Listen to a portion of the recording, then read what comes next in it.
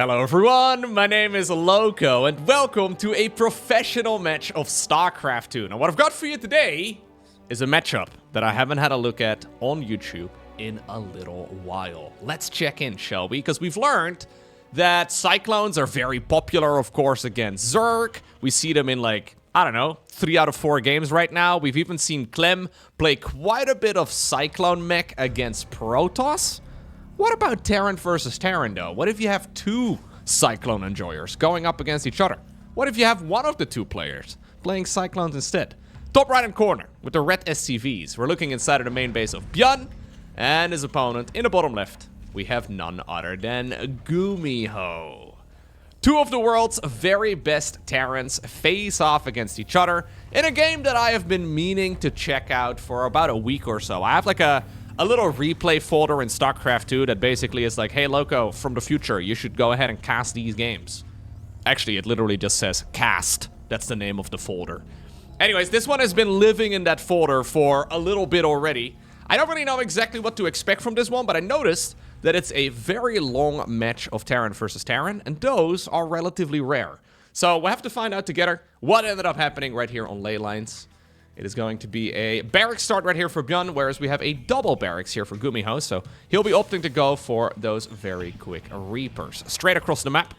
This matchup is hard, right? I mean, in general, all of the mirror matchups in StarCraft 2, they're like an extra level of difficulty just because the opponents, well, they have access to the exact same units as you do. Although, roughly speaking, for Terrans, you do have almost like 2 races built into one, right? Because Terran Bio, like an infantry-based army, plays very differently from a mech-based army. And both of those are certainly viable in this matchup. Now, generally speaking, infantry, so bio-based forces, are the norm, with a lot of siege tank support. But that doesn't mean that Cyclones, and especially just straight up like vanilla mech, are not viable. Technically speaking, every single Terran unit has its place in this matchup, and I think that's one of the things that I really like about it. You can build anything from like a Marine up to a Battlecruiser within about 5 minutes time. Now, Battlecruisers also quite rare, although they do happen from time to time in the late game. And if anybody is ever going to play Battlecruisers, it would be none other than the Gumi God. Either way, the dancing will begin here in just a moment. GuMiho needs to get his dance on, though, because very soon the bunker is going to finish up, and that will make everything harder. For now, though, we are going to need another SCV just to complete the job. SCV over here building the command center also gets denied. New SCVs, though, get pulled for ByuN out of the main base. One of them is holding a bit of a peace offering with 5 additional minerals there, but bunker is going to finish up. Obviously, that means that the Reapers are going to cycle around the site. Okay, nice targeting there. ByuN is going to be able to switch them out. Reapers are 50 minerals and 50 gas each, whereas the Marine is just 50, so that's always a decent trade. Hellion, though, is going to need some repairs if you're not careful here. Yeah, SCVs are going to get pulled, and I think this will be the end of the Reaper harassment. Although, is he still going to be able to get... he will get the Hellion. With his final shot, it ended up dying. Okay. Now, of course, one of the big reasons to go for those Reapers is that they only cost 50 minerals and 50 gas. You usually end up saving yourself quite a bit of money, and you can spend those excess minerals on getting a 3rd command center going here nice and quickly. Factory right now on the back of this as well. We have a 1-1-1 right now, though, for ByuN. GuMiho, because of the 2nd barracks he made earlier, is going to be going into the 2-1-1. Ravens, pretty uncommon in the other matchups. We rarely see them in Terran versus Zerg. Yeah, we sometimes see them in Terran versus Protoss, but in Terran versus Terran, they're extremely beneficial. Exactly, because of this upgrade right over here. It's the Interference Matrix ability, and it basically... Okay, he canceled it. It's very cheap. You should probably not cancel it. It basically allows you to temporarily disable individual units of the opponent. So, if you want to... I mean, if you're going to make multiple, you do definitely want to get the... You can use this primarily on, for example, siege tanks. So shutting down your opponent's siege tanks can be extremely good. Either way, you do need to research the ability to be used. Alternatively, you can go for the anti-armor missile. Of course, also has a lot of use cases. And then lastly, you have the auto turrets, which will be what ByuN is aiming for here for the time being, as he does restart up the research. Okay. Command center number 3, though, also happening right now for ByuN. And I wonder how much damage this auto turret really can do. Yeah, there's already Marines waiting on the perimeter. Maybe just better to patrol above the lava instead. Third command center already done. Starport coming up right here for the GuMiho. It's actually not uncommon in this matchup to go double Starport.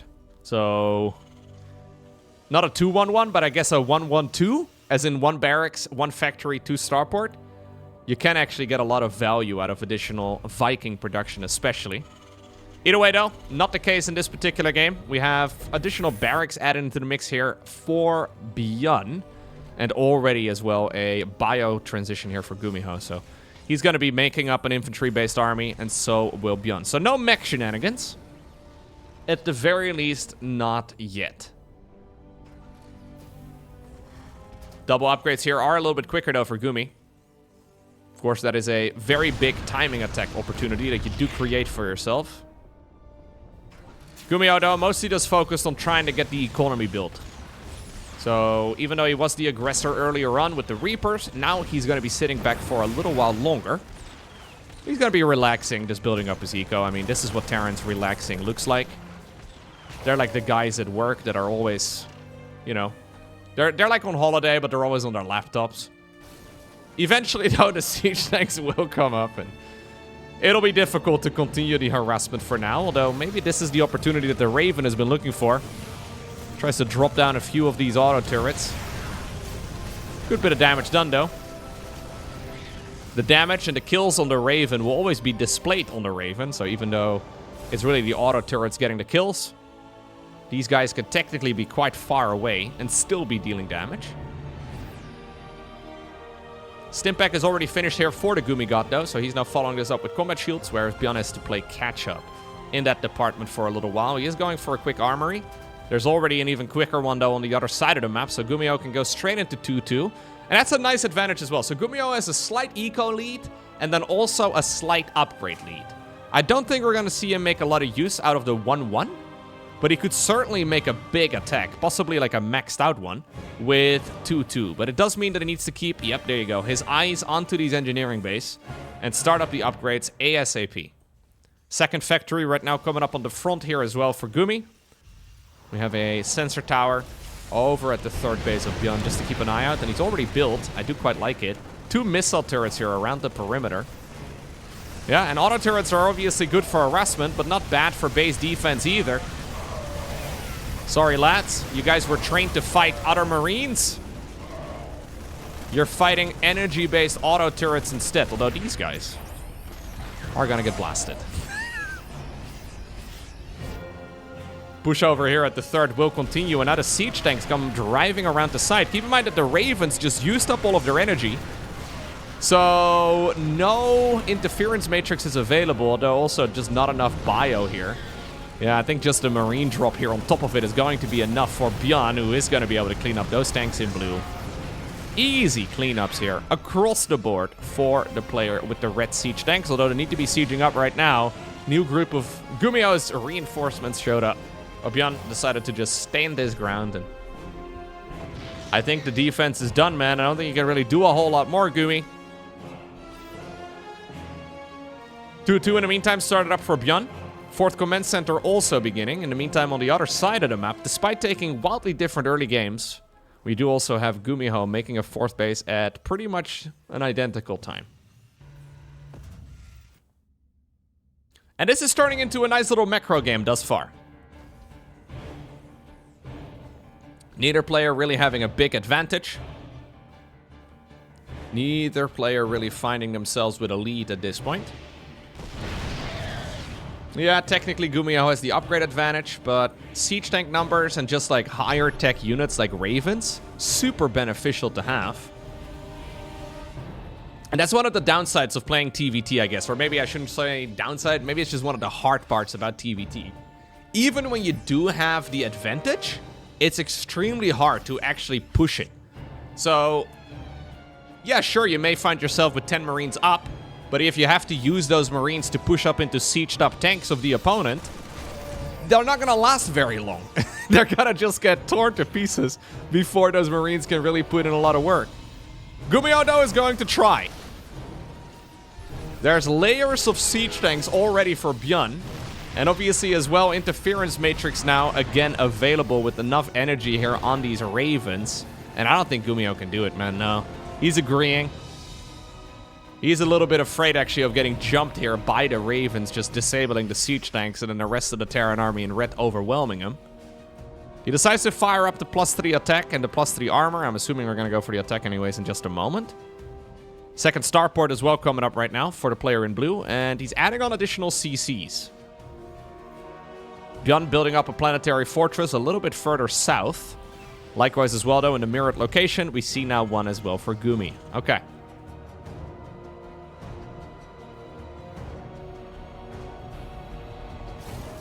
Ravens, Vikings, Liberators. All of those units are amazing in the earlier stages of the late game. And like the late game, you can go into battlecruisers as well. But the main problem with battlecruisers is that they're just very expensive. So for now, I think the additional starport is likely going to be for either Raven or Viking production.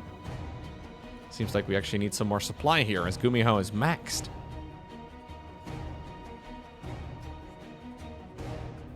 New base building as well in the far bottom right.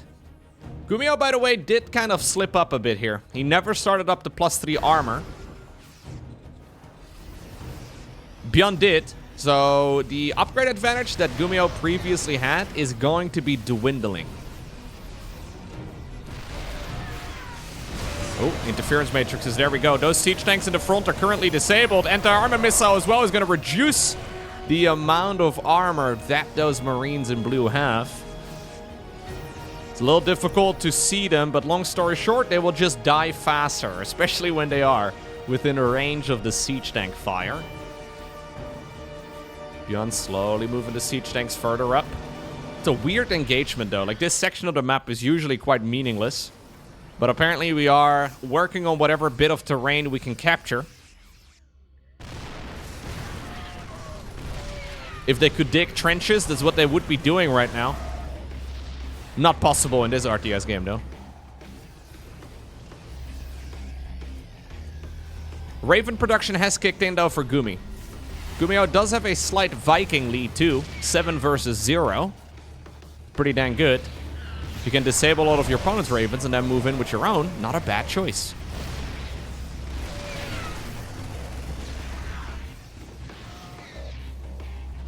Far bottom right-hand corner, though, is completely unscouted for the time being. But obviously, it's always also a question, right? How many SCVs do you really want to have? Because the more SCVs you produce, the less army supply is available. Yeah, it might be better to just make 5 command centers all at the same time and 2 additional starports. Okay.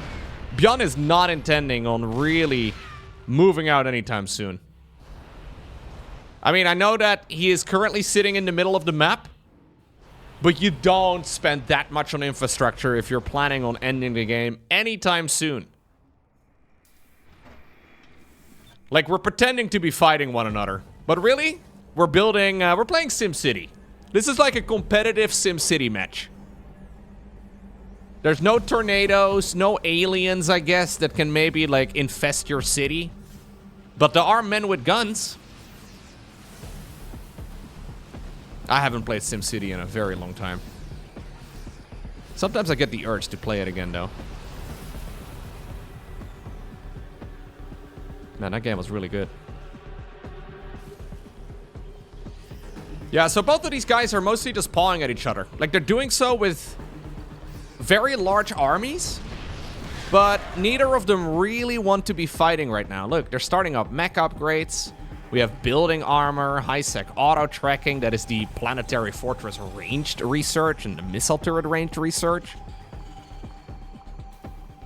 Tech labs and reactors coming up right now. Another armory also starts up for ByuN, who just has command centers for days. We're already up to, I don't know, like 20 or so command centers 15 minutes into this game. That anti-armor missile was big, though. And this is a nice strike here for Gumi. I think GuMiho should be able to push through here. He did, by the way, notice that he never got the +3 attack started, so he's going to finish it up in a moment. Okay, we're going to fight a planetary fortress with Marines that take bonus damage. Careful! Siege tanks in blue are close by. Problem is that killing a command center right now is not that big of a deal. ByuN will have plenty to spare.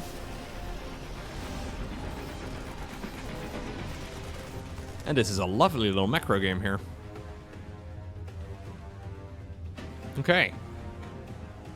+3 for the flying units coming up. Or, sorry, for the ground units coming up. +2 here for GuMiho, who's now taking the base all the way in the top left-hand corner. ByuN finally starting up the mining in his own, even though he had this base for a while already. Now, of course, the question becomes, how many command centers do you need? Sometimes the number, though, that you need is different from the number that you want. I have seen Terran players at the highest level overmake command centers. Like, the idea is simple, right? The more command centers you make, the more value you gain over time, because you can use them for mining, you can use them for scanning. The problem is that there is a finite amount of resources on the map. And if you spend like 50% of your total mineable resources on command centers, believe it or not, that is suboptimal. I think if you go over if you go up to like a dozen orbitals, it's actually fine.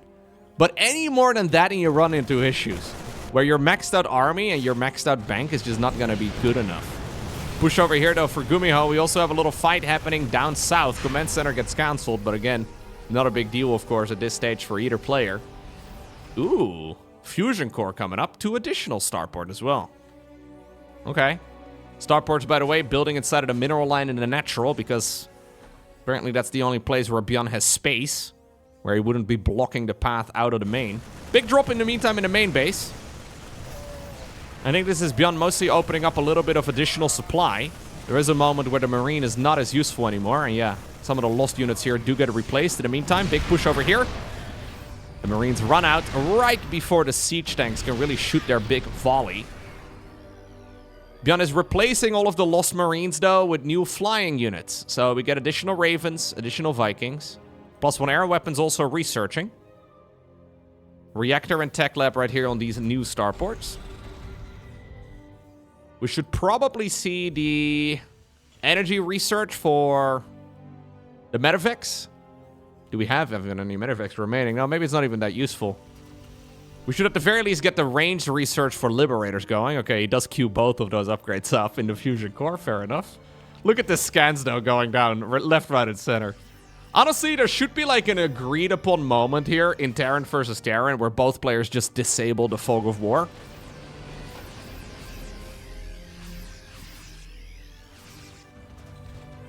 Five additional command centers coming up.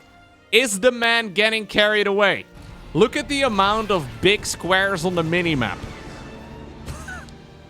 ByuN has so many big squares that some of them turn into rectangles, although I guess technically every square is... Anyways. Careful though, those siege tanks are dangerous. They're fully upgraded here for ByuN and they hit like trucks or like tanks. Oh, interference matrices, anti-armor missiles. We have a little bit of Liberator harassment too, although some missile turrets will be able to deny them until they get their ranged upgrade. Advanced ballistics though is finishing up for ByuN. He's sending still some more drops around the map, but the big fight seems to be happening up north. Interference matrices though again being planted down, and that's all of the tanks in blue now disabled, but the Marine numbers, actually there's one more, the Marine numbers here are in favor for GuMiho. So I don't think you can really push through here as ByuN.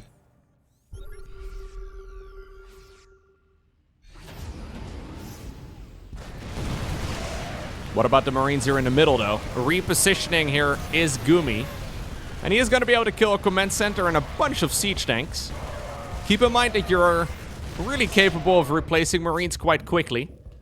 At this point, how many barracks do we have? We have 8 barracks for both players. Sometimes we see players going up to about 11. 11 erects is kind of nutty.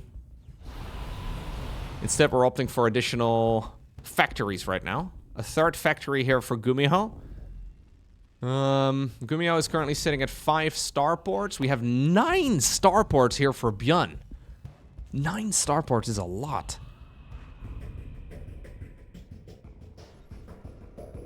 I mean, I would love to see every single one of those starports switch over to a tech lab.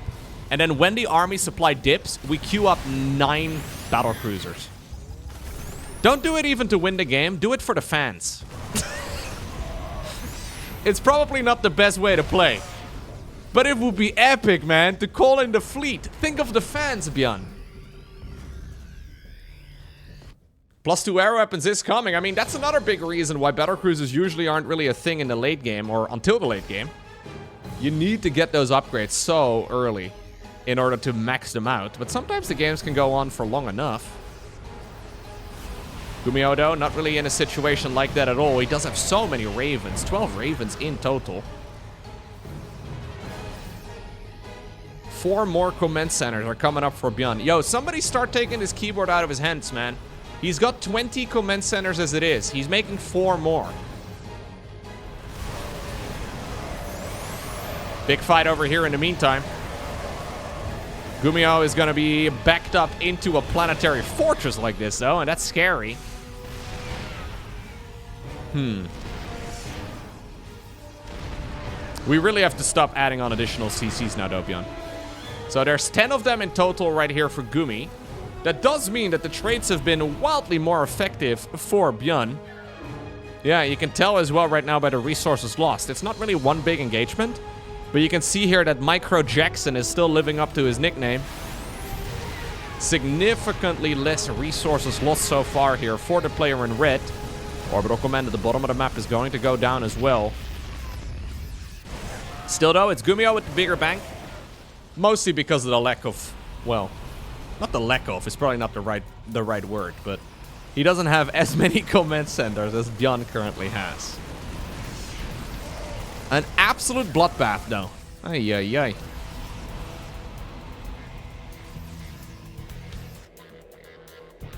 So how does a game like this end? Well, the problem is that at some point, your easy-to-mine bases will run out of minerals. So it comes down to the mineral fields that are more usually exposed. Of course, you can mine them out very rapidly, just like this. But at some point, the players will be drawn closer together. Oh, battlecruisers! He's making battlecruisers! ByuN actually is making a switch to BCs! Oh, I haven't seen battlecruisers in a while at this level. We do get some nice interference matrices as well. +3 air weapons is researching, by the way, so those BCs, assuming they come out, will hit like trucks.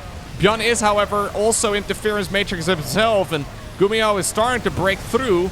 Auto turrets, though, on the ground. Some of the ravens themselves were matrixed. Ravens and battlecruisers, that's all we're making now. Well, and a bunch of other units out of these other structures, but this was still a very good fight for ByuN across the board, and I think that means he's gonna have enough time to get the battlecruisers going. Look at this, 9,000-ish resources more? Ay, ay, ay. No, I'm not even... Okay, never do math while recording a video. It's a terrible idea. Who called in the fleet? Set a course. There he is.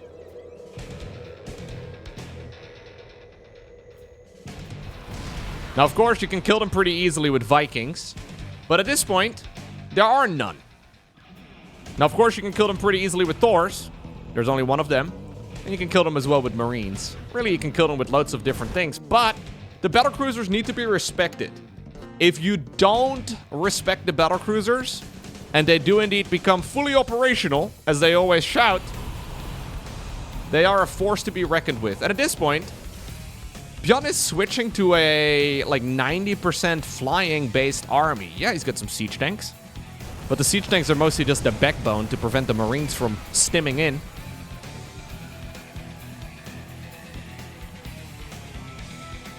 GuMiho has not been taking the most effective trades, but he still has an awful lot of money.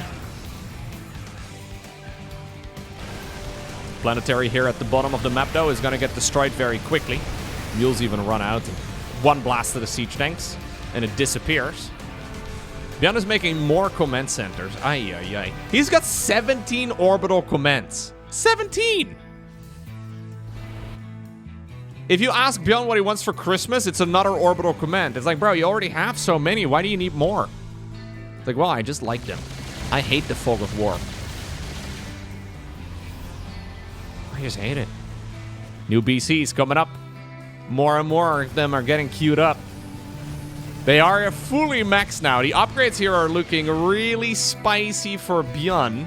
GuMiho is opting for a more conventional unit composition. Keep in mind that the Ravens can also disable BCs, and they're an extremely large chunk right now of ByuN's supply count. This army, though, is also more mobile, right? That's where the Marines are really strong. What about the anti-armor missiles, though? They are going to be connecting, and a lot of these units are going to be weak. Battlecruisers will be using their Yamato guns to knock down whatever they can get. Some interference matrices are indeed coming up. Viking production has begun here for the GuMiho 2. I think there's no other way than to drive back home as we have another anti-armor missile renewing the timer.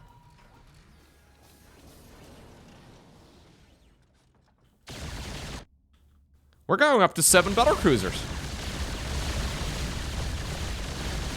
I mean, they hit. They hit freaking hard, man. That was only 3 of them. Actually, 4. A couple of them are colliding into one.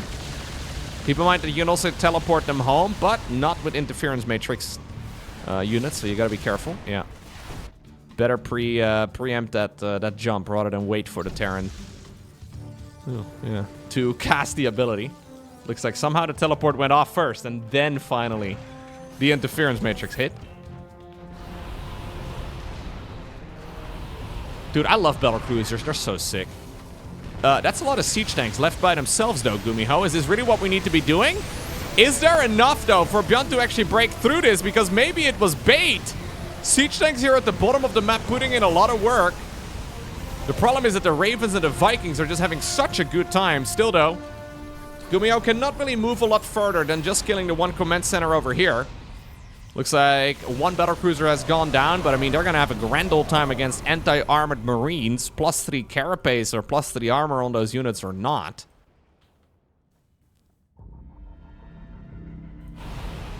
GuMiho has so much mining. He's got so much money, but he still feels broke. I guess there's always a bigger Terran out there, right? Well, the Vikings, though, are doing a good job, and so are the Marines joining in on the ground. Fresh new battlecruisers popped out of the starport. Ravens going in around the back, dropping auto turrets and disabling whatever they can hit. You know what? We may not see battlecruisers all that often, but they still have their place in the meta. You know what? I would actually like to see a battlecruiser buff. Not a very big one, but just like, you know, like a small buff to the battlecruiser to make them a little bit more often seen, right? They're a very fun unit. Either way, well done right here by ByuN. He obtains the victory over GuMiho.